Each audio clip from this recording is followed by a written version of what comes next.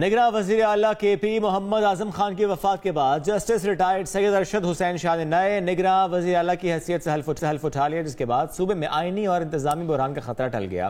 اس سے پہلے بعض قانونی ماہرین یہ خیال کر رہے تھے کہ آئین نگراں وزیر اعلیٰ کی وفات کی صورت میں ان کا جانشین چننے کے معاملے پر خاموش ہے اور اس بارے میں کسی قانون کے عدم موجودگی کے باعث عدالت سے رجوع کرنا ہوگا۔ تاہم گورنر کے پی حاجی غلام علی نے نئے وزیر اعلیٰ کی تقرری کی منظوری دے کر یہ معاملہ بآسانی حل کر دیا۔ لیکن اس کے ساتھ ساتھ اس وقت جب ہم کے پی کی طرف نگاہ کریں تو گورننس کے بہت زیادہ مسائل سامنے آتے ہیں۔ وہاں پہ فائنینشیل کرائسس اس وقت ہے، بہت سے ایسے ادارے ہیں جو کہ یہ سوال اٹھا رہے ہیں کہ ان کو فائنانس نہیں مل رہا، جس کی وجہ سے وہ اپنے معاملات چلا نہیں پا رہے۔ اس پہ بات کرتے ہیں پشاور کے بیورو چیف طارق وحید صاحب ساتھ موجود۔ طارق صاحب بہت شکریہ۔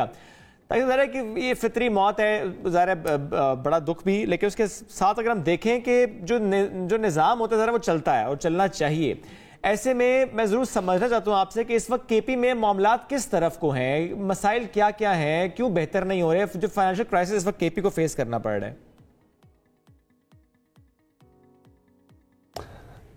شکریہ شعیب۔ بس اس سلسلے کا آغاز اس سال کے جنوری میں ہوا جب یہاں پر نگران حکومت قائم ہوئی، تو ابھی مرحوم اعظم خان صاحب کے کریکٹر میں کوئی شک نہیں ہے کہ وہ ایک کلین کریکٹر کے بیوروکریٹ رہے تھے، ان کی تقرری، ان کا انتخاب بھی بجا تھا، لیکن چونکہ ان کی صحت جو ہے وہ اس سال کے اسٹارٹ سے جب انہوں نے اپنی ذمہ داریاں سنبھالی تو یہ مختلف حلقوں سے یہ سوالات اٹھ رہے تھے کہ وہ زیادہ جو سرکاری امور ہے اس میں شمولیت نہیں کرتے، ان کی صحت جو ہے وہ کمزور ہے۔ بہرحال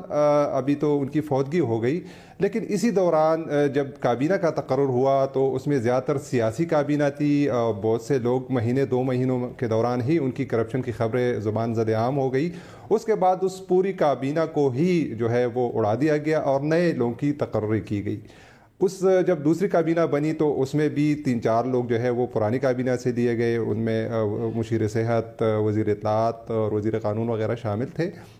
ابھی یہ خیبر پختونخوا کی تاریخ میں پہلی دفعہ ہو رہا ہے کہ نگران حکومت کا ابھی 1 سال مکمل نہیں ہوا، لیکن ابھی جو آج یا کل میں جو تیسری دفعہ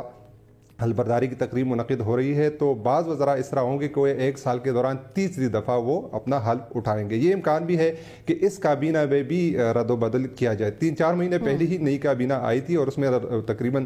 90% جو وزرات تھے ان کو ہٹا دیا گیا تھا، نئے لوگ لائے گئے تھے، لیکن ابھی امکان ظاہر کیا جا رہا ہے، بلکہ مصدقہ اطلاعات ہے کہ اس میں بھی رد و بدل ہوگا۔ تو تجربات کا ایک نہ ختم ہونے والا سلسلہ ہے۔ اور دوسری طرف اگر ہم دیکھیں، آپ نے گورننس کی بات کی تو خیبر پختونخوا گزشتہ 1 سال سے شدید مالی بحران کا شکار ہے۔ صوبائی حکومت کا یہ موقف ہے کہ وفاق کے ذمہ جو 1500 ارب روپے بقایا ہے وہ NFC ایوارڈ کی مد میں، ساتھ ہی نیٹ ہائیڈل پروفٹ کی مد میں، وہ ان کو ادا نہیں کیے جا رہے ہیں۔ لیکن جو دوسرا بڑا فیکٹر سامنے آ رہا ہے وہ یہ ہے کہ جو PTI کی سابق حکومت گزری ہے اس نے یہاں پر نگران حکومت کے لیے جو آئندہ آنے والی حکومت ہوگی اس کے لیے بارودی سرنگیں کھودی ہوئی ہے۔ وہ اس طرح ہے کہ جاتے جاتے PTI حکومت نے کوئی 15-20 ہزار کے قریب جو اساتذہ تھے ان کی اپ گریڈیشن کر دی تھی، اس کی وجہ سے بھی 4-5 ارب روپے صوبائی خزانے پر مالی بوجھ پڑا۔ اس طرح صحت کارڈ کا جو سلسلہ چلا رہا تھا کہ اس کو مستقل اس کے لیے ماہانہ کی بنیاد پر 2 سے 3 ارب روپے درکار ہوتے ہیں، اس کا اجرا بھی ہو رہا تھا، تو وہ معاملہ بھی ابھی کافی حد تک رک گیا ہے کہ بہت سے اسپتالوں نے، سرکاری اور نجی اسپتالوں نے صحت کارڈ پر علاج معالجے کا سلسلہ بند کر دیا ہے کیونکہ ان کو پیسے نہیں مل رہے۔ اس کے علاوہ بات کی جائے جو MTI نیم خود مختار اسپتال ہے ان کو بھی پیسے نہیں ملے، ان کے ملازمین کو صحت کارڈ تو چھوڑے کہ جو ملازمین ہیں ان کو بھی گزشتہ مہینے جو ہے وہ اچھا طارق صاحب، ظاہر ہے فائنینشیل کرائسس اپنی جگہ پر ہے اور جس طرح آپ جی بالکل جس طرح آپ اوور آل سچویشن بتا رہے ہیں کہ مالی بحران کا شکار ہے یہ صوبہ، تو صوبے میں اس وقت الیکشنز کے حوالے سے کیا فضا ہے، کیا خبریں آپ کے پاس ہیں؟ نون لیگ کیا باقی صوبوں کی طرح KP کا بھی رخ کر رہی ہے اب؟ دیکھیں اگر گراؤنڈ پر دیکھا جائے تو نون لیگ تو پنجاب کی سطح پر یا 1-2 بڑے جیسے کہتے ہیں، لیکن خیبر پختونخوا میں ایسا نون لیگ کا وجود ہی نظر نہیں آ رہا ہے۔ اگر ہم سیاسی سرگرمیوں کی بات کریں تو اس وقت 2 جماعتیں جو ہے وہ یا 3 ہم کہہ سکتے ہیں کہ اس میں ایک عوامی نشر پارٹی ہے جو کافی حد تک متحرک ہے، بلکہ